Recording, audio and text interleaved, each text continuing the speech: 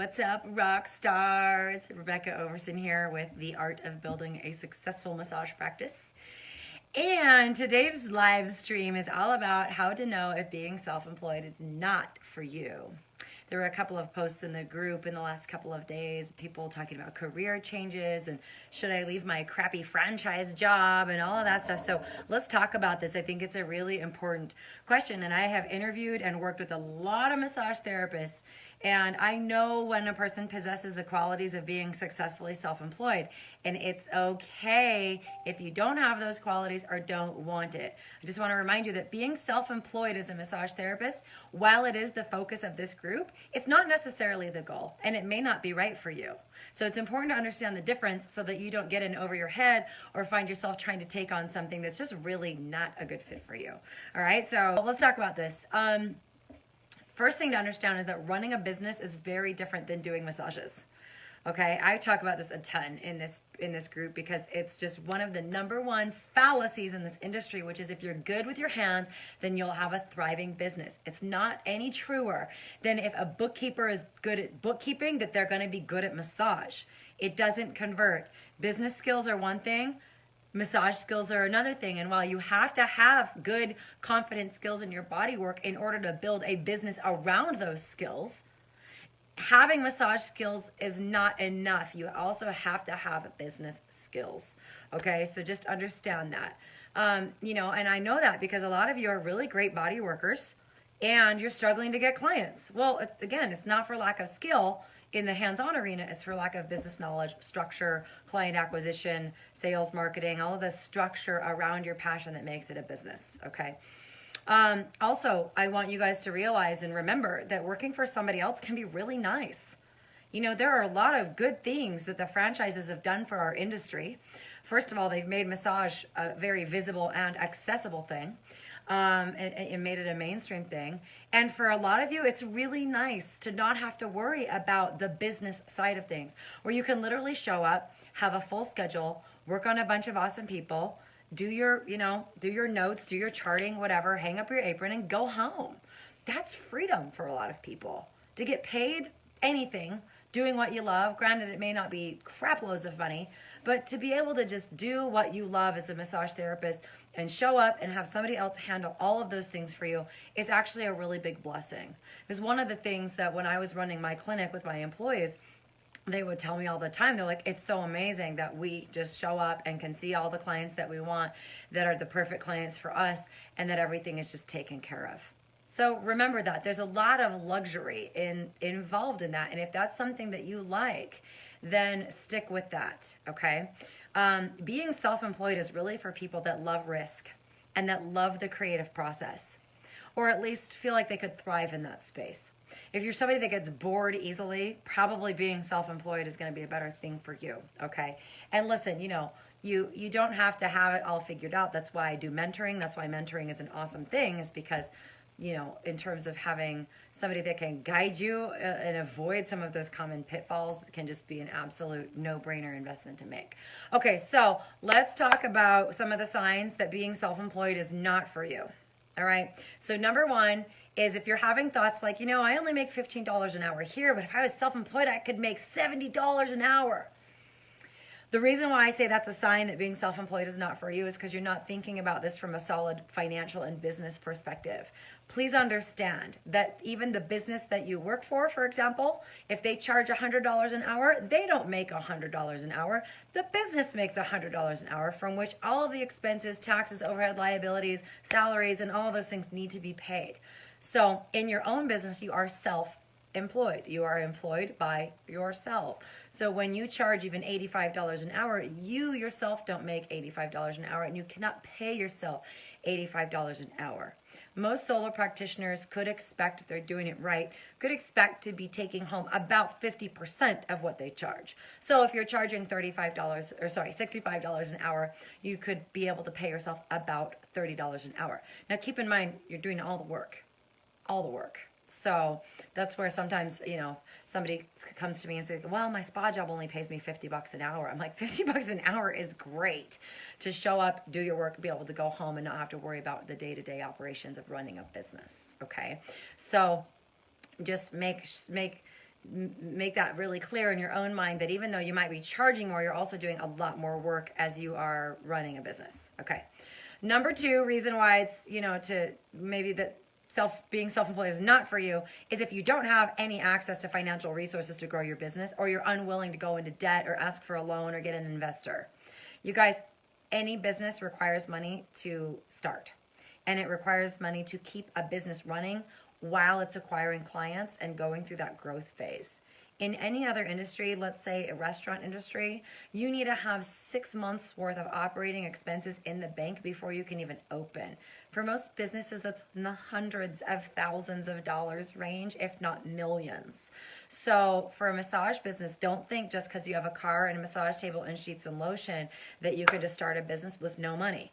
Okay, because the fact of the matter is, if you're going to treat it seriously like a business, there are always startup costs involved and just the time to, eat to survive while you're building your business. Okay, so, most businesses really fail because they don't have enough money to keep them going through the hard times. They haven't planned ahead.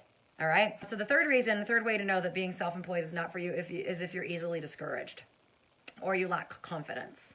Listen, guys, being self-employed is hard. You'll get your ass kicked. You really will. And if you think that one failure is going to crush you, do not try to do this. Okay, it takes grit, it takes tenacity, it takes thick skin. You're going to get bad reviews, you're going to get customer service headaches, you're going to have bad clients, you're going to have issues, you're going to have other people try and rip off your marketing strategies, you're going to have competition, you're going to have a lot of things like the wolves will circle you. And if you're not ready just to be like, "Whoa, bring it on," then probably don't be self-employed. Okay, you have to be willing to at least rise to the occasion and fight those battles and put on your big girl or big boy pants and show up as the boss. Okay? All right, fourth reason why being self-employed might not be for you is that if you think that the way to build a practice is by poaching clients from your employer.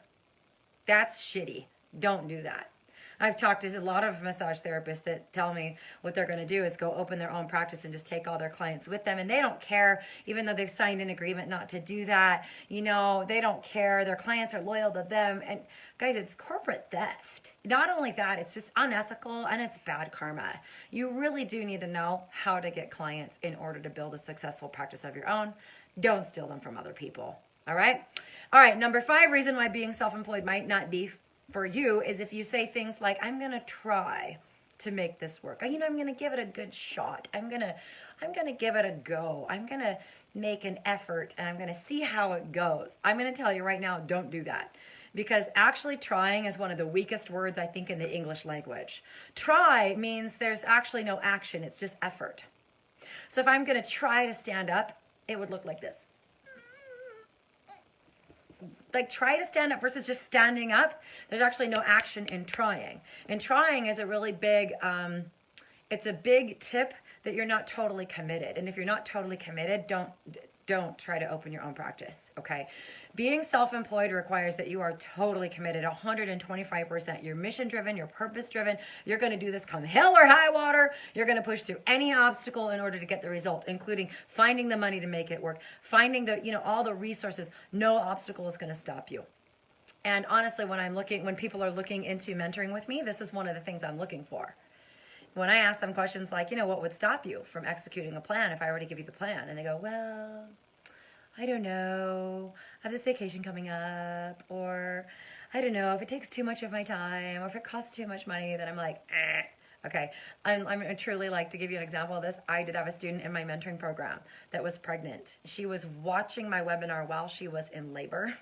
She still filled out her application, and I invited her into the program. She gave birth during, right in the beginning of the program, and kept going because she was so tenacious and so committed to building her practice.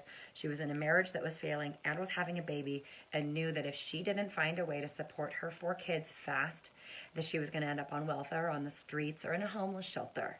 It's that kind of motivation and tenacity that will get you through the shit that you're going to encounter. Guys, I've had employees steal from me. I've had employees manipulate me. I've had employees take all the training I have to offer and then disappear. I've had horrible things happen in my practice. And if I was just going to be like, well, I guess I don't work it out, then I would have just quit. And that's just not an option, okay? So no trying, guys. You either go all in or just don't do it, all right? All right, number 6 reason why being self-employed might not be for you is if you literally have no money, no clients in sight, you're drowning financially, you have $127 in your bank account, you're facing your foreclosure or losing your home or being evicted, and you don't know where your next meal is coming from. If that's the case, stop trying to build a business and get a job. You've got to get some security under you. You cannot build a business out of desperation. You just cannot do that. It won't work. Your clients will feel it. It just won't work. Okay, that's at the point where you need to get a job. It doesn't matter what it is, but get a job and get some financial security. Taco Bell, McDonald's is always hiring. As Lex Diaz-Zevedo, my father, is famous for telling all of his children. There is no need to starve, and there is no shame in getting another job in order to get some financial security. There's also no shame in having another job while you're building your business, because it is funding your dream. It is funding your security, and that is smart.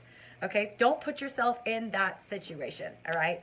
There's just no shame in admitting that being self-employed is not for you. So I hope as we go over a couple of those scenarios, you can see what side of the fence you lay on. And it's okay if being self-employed is not for you. Be the best damn employee that any franchise or spa or clinic could have, and really bring your best work and appreciate the work that your employers are doing to manage the business and take that headache off of your plate. Okay. Now, if you are clear that being self-employed is for you, tell me. You guys, tell me in the comments. Do you know being self-employed is for you, and how did you know that? Why is it so important for you to succeed at being self-employed? And if you know that it is not for you, tell me why that is in the comments below too. I'd love to hear from you guys. And if you're looking for kick-ass mentoring, you know being self-employed is for you, but you've never run a business before and you don't know how to do it, I invite you to apply for a mentoring program. God, I need to slow down. I'm like over all my words. I'm gonna take a drink. I'm just on fire today, you guys, because I freaking love supporting massage therapists building thriving practices. It's amazing, and you don't have to figure it all out on your own. So that being said, it would be a disservice if I didn't tell you that we have a few spots open for applications. Our calendars are filling up. We're taking appointments into next week for free 60-minute strategy call to see if it's the right thing for you. And on this call, you'll get total clarity about what's not working and what's in the way and what you need to do in order to make your practice thrive, or maybe decide that being self-employed isn't for you.